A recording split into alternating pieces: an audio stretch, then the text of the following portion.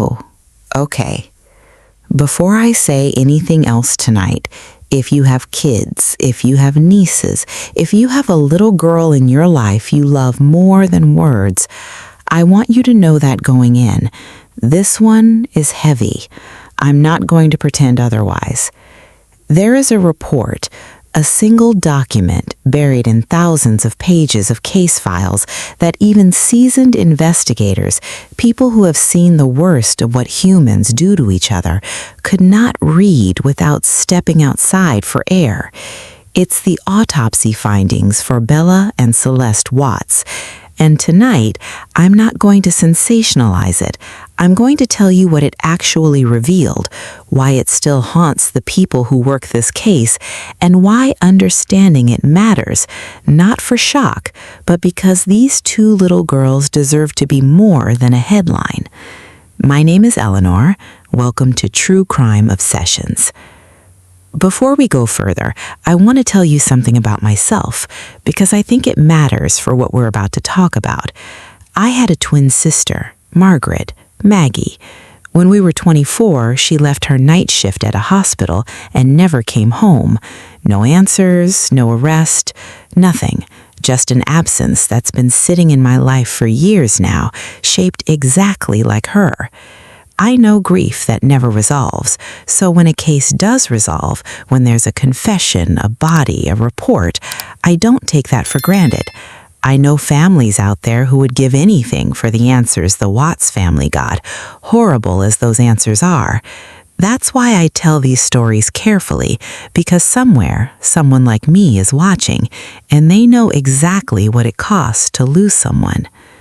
So let's talk about Bella and Celeste, gently, honestly, and let's start further back than most videos do, because I think the lead-up matters as much as the aftermath. By the summer of 2018, Shanann Watts was 34 weeks pregnant with the couple's third child, a boy she and Chris had already agreed to name Nico. She ran a wellness and supplement business from home, documenting her life constantly online, her pregnancy, her daughters, her marriage, all of it, in the way so many of us did back then, believing the version of our life we were showing the world was simply true.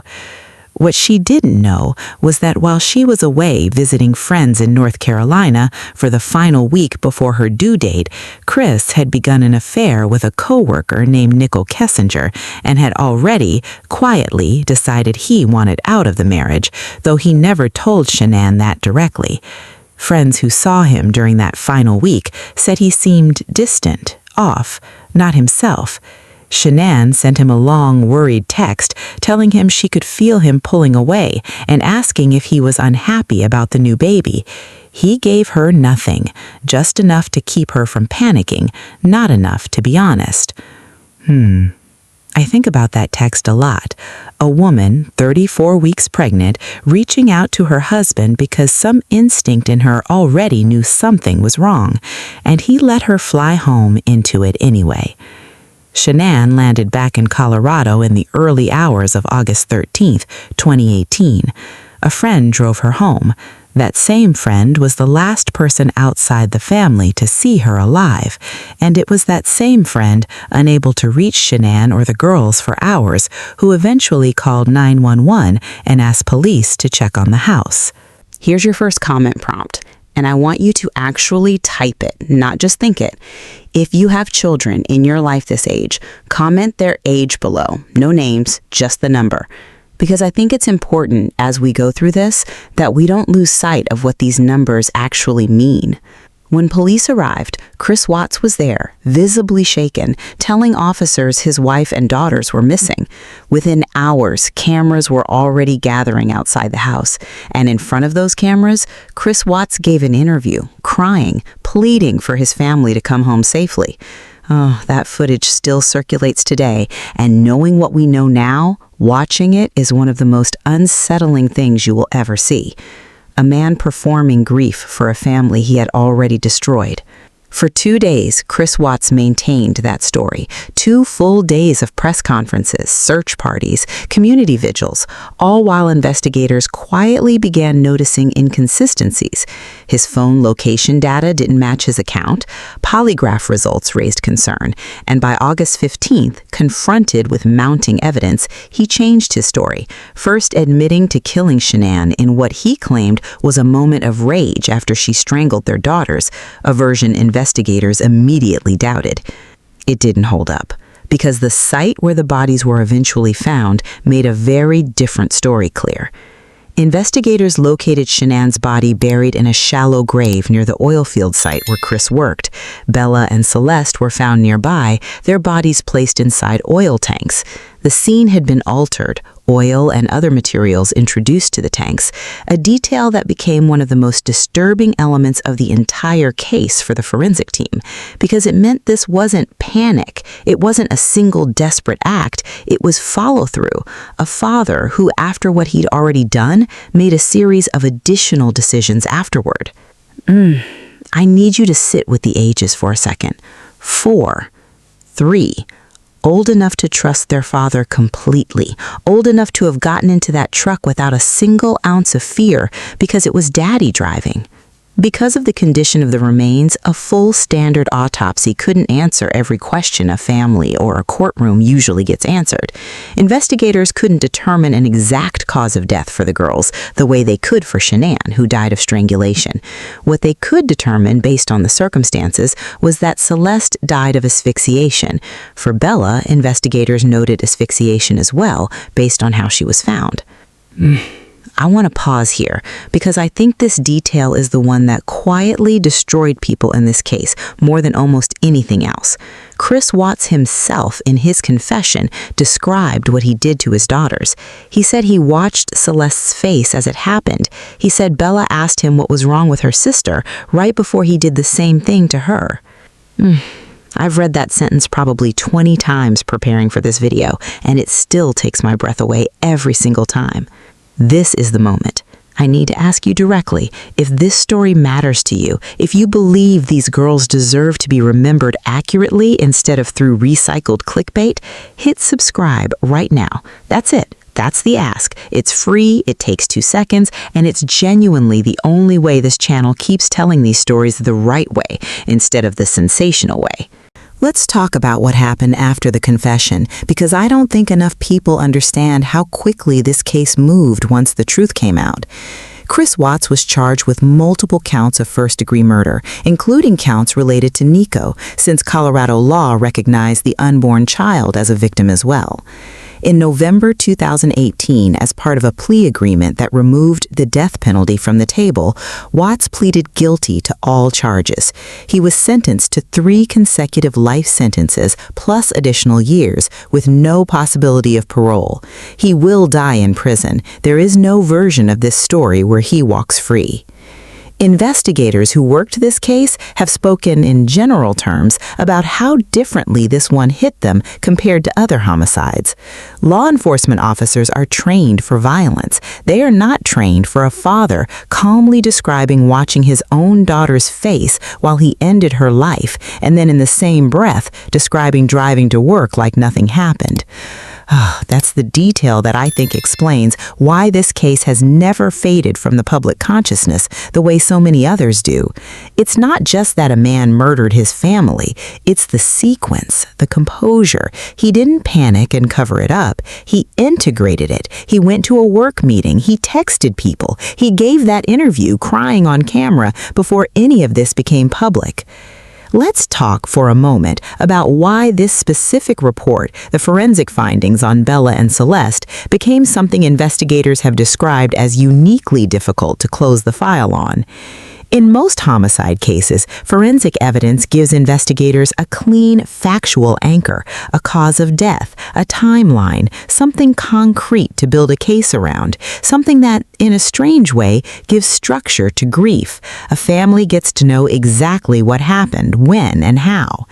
Here, the condition of the scene meant some of that clarity was taken away, even after Watts confessed to nearly everything. And I think that's part of why this case still haunts people who worked it.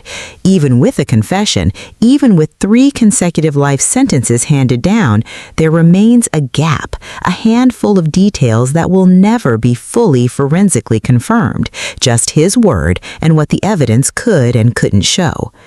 If you're finding this video is telling you things you didn't know about this case, even after everything you've already read or watched, do me a favor and like this video right now. It's such a small thing, but it tells this platform to put real, careful reporting like this in front of more people, instead of the recycled shock content that usually dominates this space. I want to shift for a moment to Shanann's family, because I think their strength in the years since gets overlooked in favor of talking about Chris Watts, and honestly, that imbalance bothers me. Shanann's parents, Sandra and Frank Rusek, have spent years since advocating in her name and the names of her daughters, pushing for awareness around domestic violence and coercive control, the quiet, invisible kind, the kind that doesn't leave bruises anyone can see. Shanann wasn't hit. She wasn't openly threatened. She was slowly, deliberately shut out of the truth of her own marriage while she carried her son. Her family has worked to make sure people understand that pattern because it's one so many women recognize only in hindsight. They've insisted, rightly, that this not simply become the Chris Watts case. It is the Shanann, Bella, Celeste, and Nico case. Their names first. Nico, the son Shanann was pregnant with when she died. He never got a birth certificate, never got a first birthday, never got anything except a name his family gave him after he was gone. I think about that so often. An entire life erased before it started, and still somehow the least discussed victim in this whole story. Here's a question I want you to sit with and answer honestly in the comments below. Do you think the public's fascination with Chris Watts, his psychology, his letters, his prison life, actually does a disservice to Bella, Celeste, Shanann, and Nico? Or do you think understanding him is part of honoring them? I genuinely don't know the full answer myself. I go back and forth. I'd love to know where you land. We're close to the end of tonight's story, but I need to say one more thing before we get there, because I think it's the whole point of why I make these videos the way I do. I could have opened this video with the most graphic possible language. I could have used every disturbing detail in that report to hook you in the first 10 seconds. A lot of channels do exactly that, and honestly, it works. It gets views. But every time I sit down to write about Bella and Celeste, I think about the fact that somewhere, someone who loved them the way I loved Maggie is still living with this, and I refuse to turn their deaths into a spectacle just because the algorithm rewards it. That's the whole reason this channel exists. Not shock, understanding, not spectacle, memory done right. If tonight's video meant something to you, if you felt the difference between this and the recycled version of this story you've seen a dozen times, share it with someone. Send it to a friend who actually cares about getting this right. That's genuinely the only way a channel like this grows, and it means more to me than any algorithm ever could. Before you go, tell me in the comments, should we go deeper into Shanann's advocacy work her family has continued in her name, or would you rather we cover Nico's story specifically, the son who never got to exist outside of a name? I read every comment and it shapes exactly what we cover next. Thank you for sitting with this one. It wasn't easy to write, and I know it wasn't easy to watch. For Bella, for Celeste, for Shanann, for Nico, and for Maggie, always. I'll see you in the next one.